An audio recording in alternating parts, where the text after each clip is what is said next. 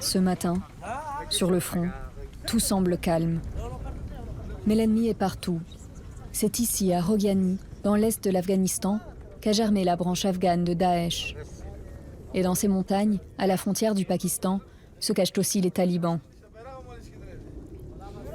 Malak Maki, commandant d'une milice pro-gouvernementale appelée Soulèvement populaire, rend visite à ses hommes. Ce chef tribal est l'un des miliciens les plus connus de la région.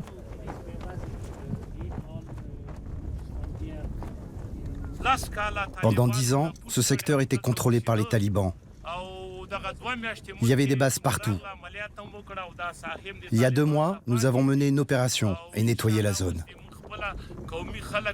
Alors maintenant, c'est nous qui contrôlons les checkpoints avec l'armée.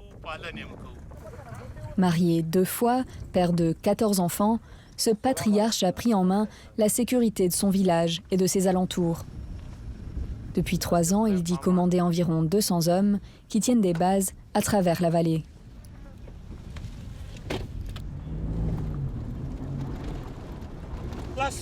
Ici, c'est mon village. Il s'appelle Jean Bazril. Jusqu'à ce qu'on le reprenne il y a 2 mois, il était sous contrôle taliban. Nous faisons des patrouilles, de jour et de nuit. Ça, c'était la maison d'un chef taliban. Vous voyez cette porte? Son nom était Kharid Daoud. Caché dans les montagnes, infiltré dans les villages, l'ennemi est insaisissable. Impossible d'en venir à bout si l'on ne connaît pas le terrain. Le gouvernement est dépassé. Alors ici, l'armée, c'est lui. Si vous travaillez pour le gouvernement, vous ne pouvez pas vous entourer de vos proches.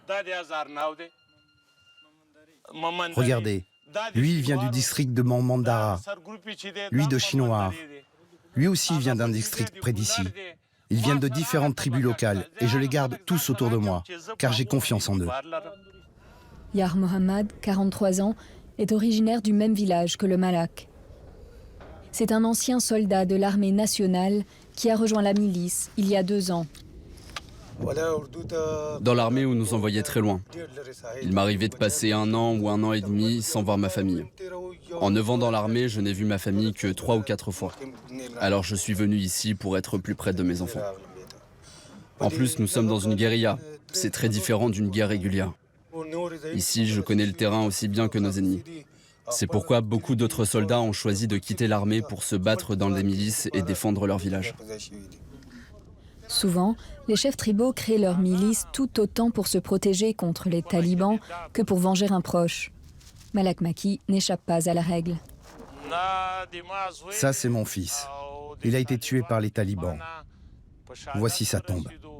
Après sa mort, je me suis battu contre les talibans. Vous voyez ces drapeaux? Ils sont blancs. C'est leur symbole. Ça veut dire que ce sont des tombes de talibans.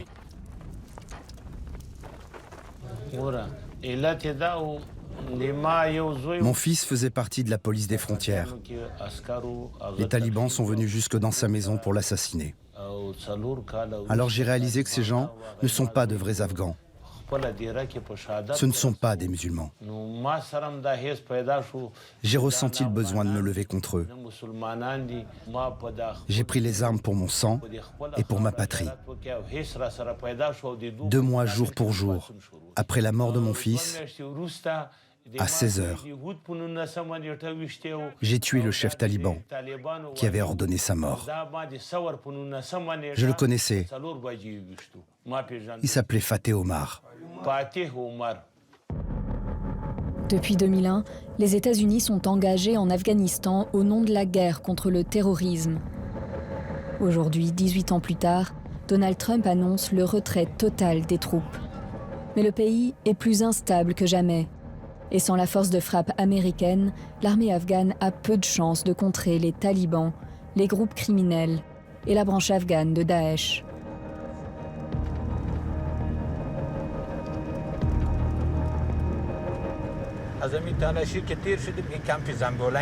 À partir d'ici, on est à Zombieland. Les Américains l'ont surnommé ainsi. Les Afghans, eux, l'appellent le camp des ruines. C'est un grand camp militaire de plus de 8 km. Jusqu'en 2014, il y avait les forces américaines. Le camp était bien entretenu et on aimait bien venir ici.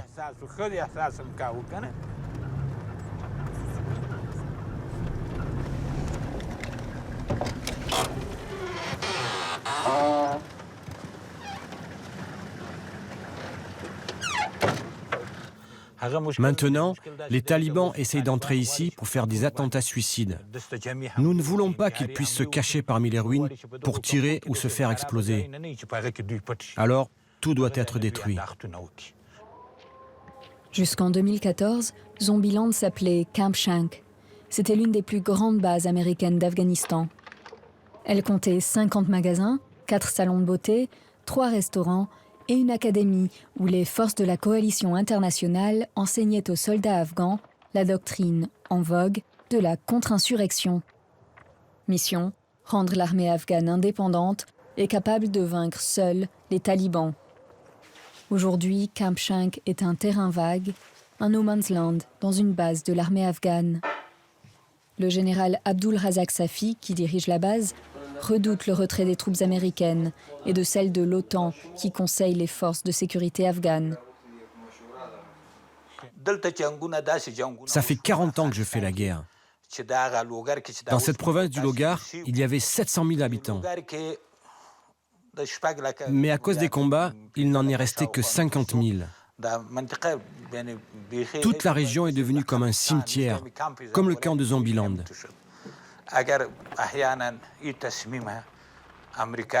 Si les Américains et l'OTAN quittent l'Afghanistan, le pays retombera dans la guerre civile, dans une misère que personne ne pourra contrôler. Les Américains seront obligés de revenir comme en Irak pour contrôler la situation. Si les Américains pensent qu'ils ont vaincu le terrorisme, ils se trompent. Ce n'est pas vrai. Le terrorisme n'est pas vaincu. Mon commandant, je ne vais pas vous déranger longtemps. Qu'est-ce qu'il y a? Nous sommes mutés dans le district de Gerato et je me suis adressé à la base numéro 5. Mais ils ne nous donnent pas suffisamment de munitions. Notre problème principal est que nous ne sommes pas payés depuis 4 mois. S'ils nous avaient donné assez d'argent, on aurait pu acheter du matériel, approvisionner notre compagnie.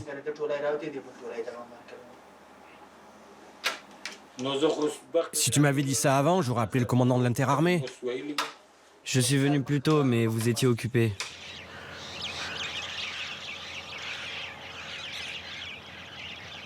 Les talibans seraient actifs sur plus de 70% du territoire. C'est plus qu'à aucun autre moment depuis la chute de leur régime en 2001. En 2017, l'Afghanistan a même dépassé l'Irak pour devenir le pays où le terrorisme fait le plus de victimes.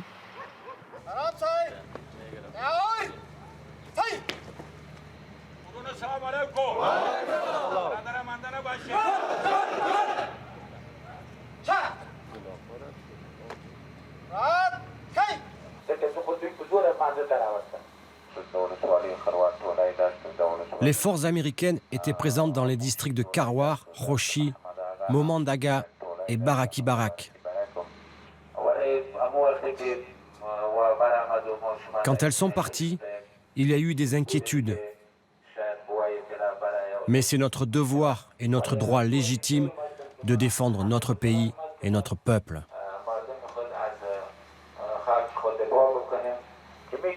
Le général tente de remonter le moral de ses troupes. Chaque jour, 30 à 40 soldats et policiers afghans sont tués.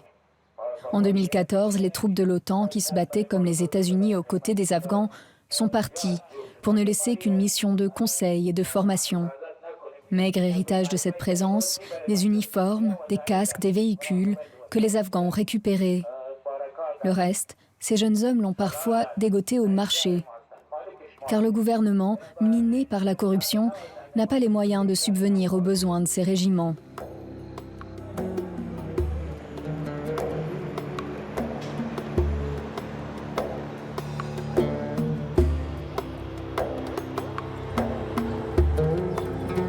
Résultat, des désertions en masse. L'année dernière, cette armée de briques et de brocs comptait moins de soldats qu'à aucun moment depuis 2014. Mohamed a déserté après 4 ans dans la province du Helmand, au sud du pays. Il s'est réfugié dans la capitale, Kaboul.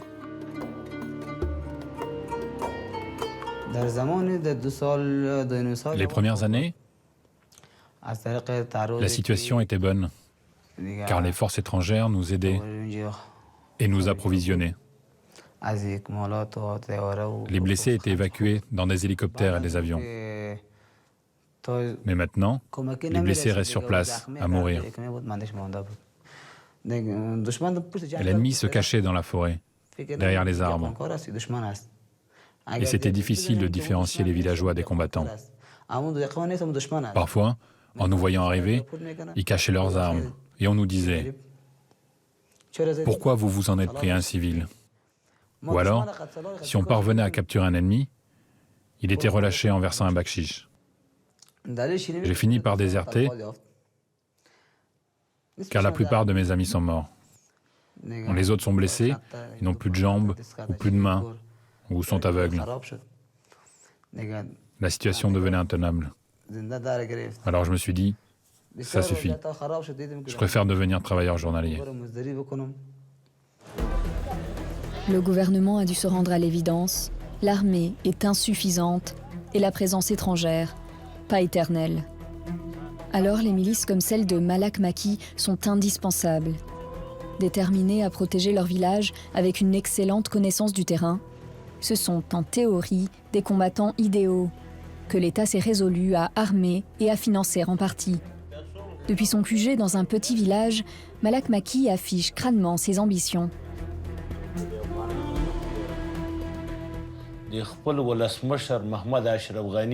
Je demande au président afghan, M. Ashraf Ghani, de me donner assez de moyens pour pouvoir me battre.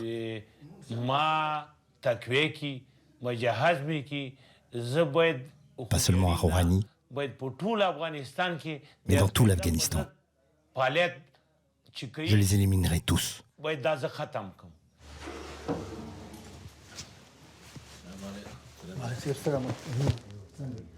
Aujourd'hui, Malak Maki a un invité. C'est Majnoun, le chef d'une autre milice, l'ALP, la police locale, créée en 2009 par les États-Unis. Le principe est le même, ses membres sont tous originaires de la région.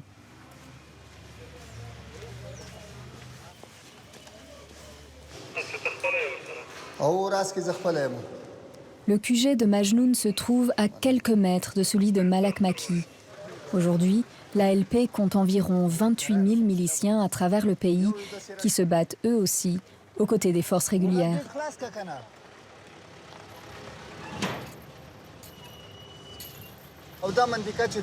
Cette route, c'est nous qui la contrôlons. Mais un peu plus loin, dans le village voisin, il y a des ennemis. Il y a des combattants de Daesh.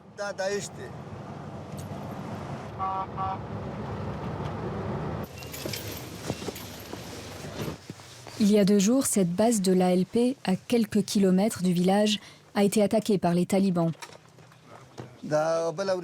Commandant, depuis quelle position ont-ils tiré?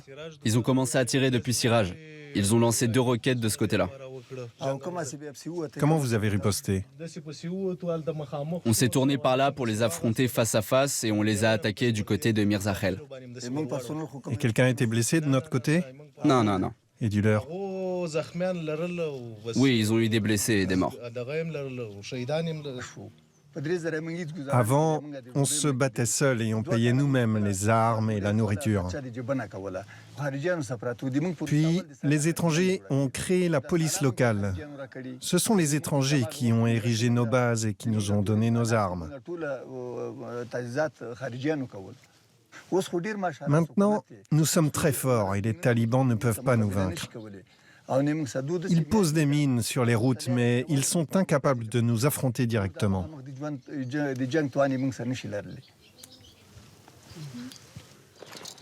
Des milices comme celle-ci, il en existe des milliers en Afghanistan. Malgré tout, les talibans sont présents sur la majorité du territoire. Et certaines milices sont accusées de graves abus, motivés par des conflits entre ces chefs de guerre. L'ALP a été particulièrement visée par ce type d'accusation, et les États-Unis critiqués pour avoir fermé les yeux. Mais au lieu d'arrêter l'expérience, l'oncle Sam a opté pour une toute nouvelle invention, la force territoriale. Créature hybride, elle est aussi composée de villageois, mais chaque unité est censée être dirigée par un officier de l'armée nationale. Une garantie insuffisante aux yeux des organisations de droits de l'homme. Les États-Unis financent seuls leur nouveau projet, qu'aucun autre pays n'a voulu soutenir. Au conseil provincial du Nangarhar, le patchwork des milices inquiète plus qu'il ne rassure. Selon moi, les milices locales peuvent être encore plus dangereuses que les talibans et Daesh. Et la création de nouvelles milices renforcera encore la culture de l'impunité dans le pays.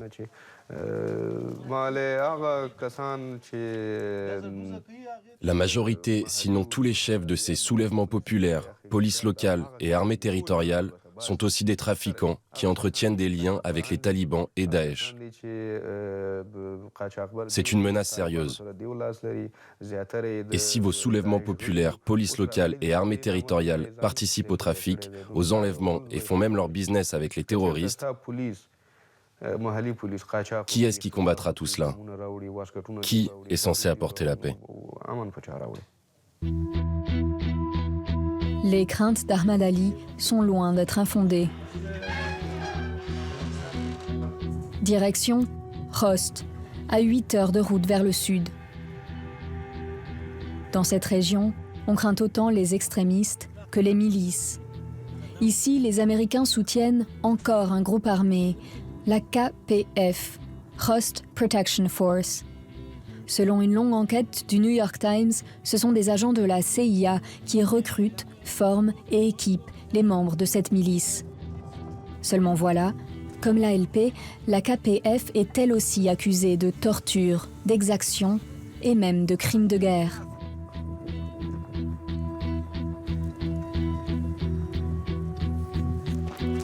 Il y a 1 an et demi, Ali Jan affirme avoir été victime de ces mercenaires.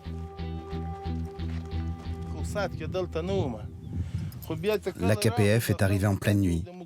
Mon frère avait invité plusieurs membres de notre famille. L'un de nos cousins dormait. Ils l'ont abattu, juste ici. Un autre, il était amputé d'une jambe. Il a aussi été tué. En tout, 7 personnes sont mortes.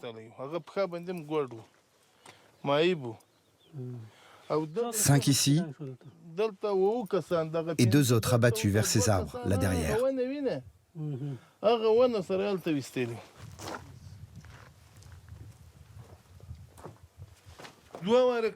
Des responsables gouvernementaux sont venus 2 fois depuis Kaboul.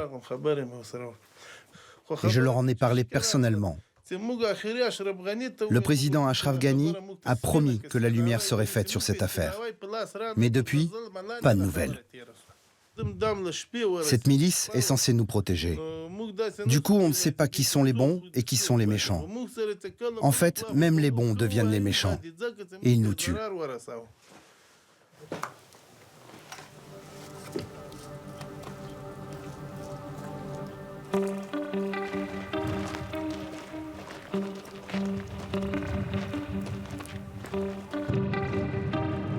Sur le chemin du retour, nous croisons encore des drapeaux talibans.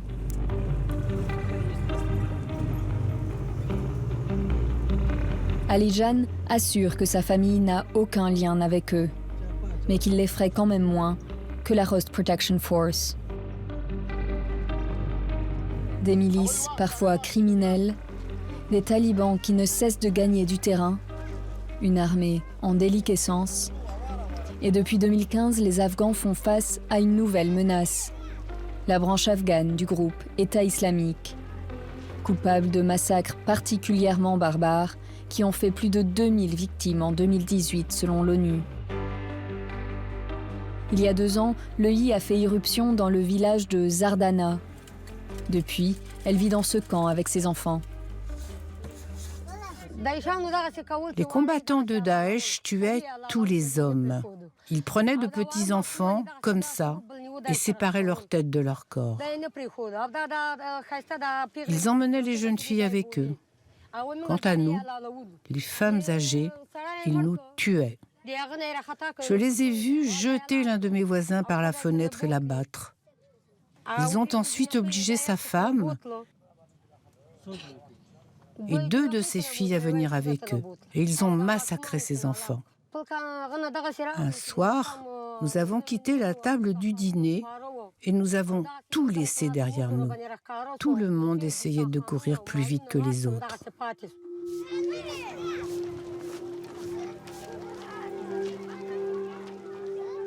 Mais le chaos ne règne pas que dans ces provinces reculées. La capitale, Kaboul, est l'une des villes les plus dangereuses du pays.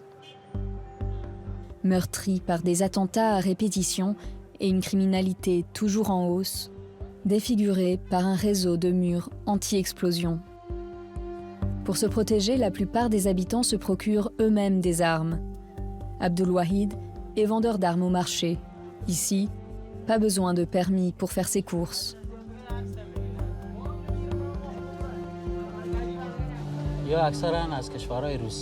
La plupart de ces armes viennent de Russie, ou de Turquie, ou du Pakistan. Celles-là, par exemple, ce sont des armes automatiques. Parmi ces fusils, il n'y en a pas de plus puissants que d'autres. Ils sont tous utilisés pour la chasse. Qu'est-ce qu'on chasse ici ? Des oiseaux ? Ouais, des oiseaux. Principale cible de Daesh à Kaboul, la minorité hazara, chiite. La population a mis en place un système de milices, des groupes d'autodéfense qui patrouillent les quartiers et gardent les mosquées, les écoles et autres cibles potentielles d'attaques terroristes. En septembre 2018, ce club de lutte dans un quartier hazara a été la cible d'un immense attentat revendiqué par l'EI. Bilan, 30 morts et 50 blessés.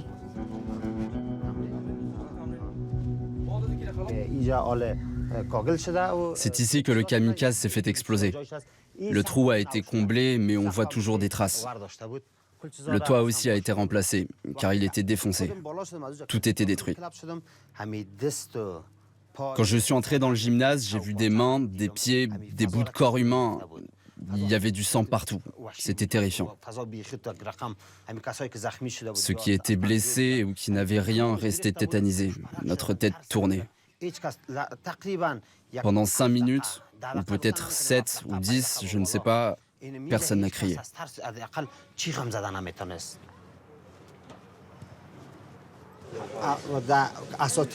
Les entraîneurs du club et moi, nous angoissons à chaque fois que nous revenons travailler ici.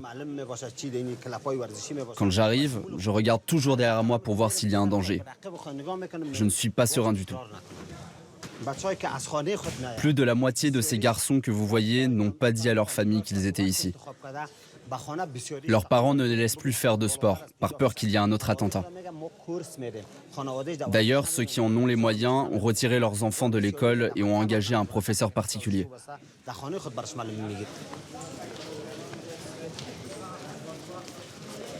Dans le petit gymnase, on court, on saute, on vit, à l'abri des murs de béton. Pour défier la guerre qui tente de s'imposer comme une fatalité.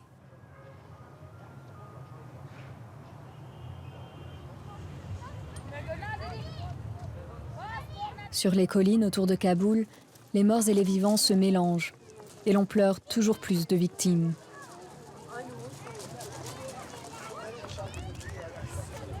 Alors que le départ des forces étrangères se fait imminent, qui les remplacera ?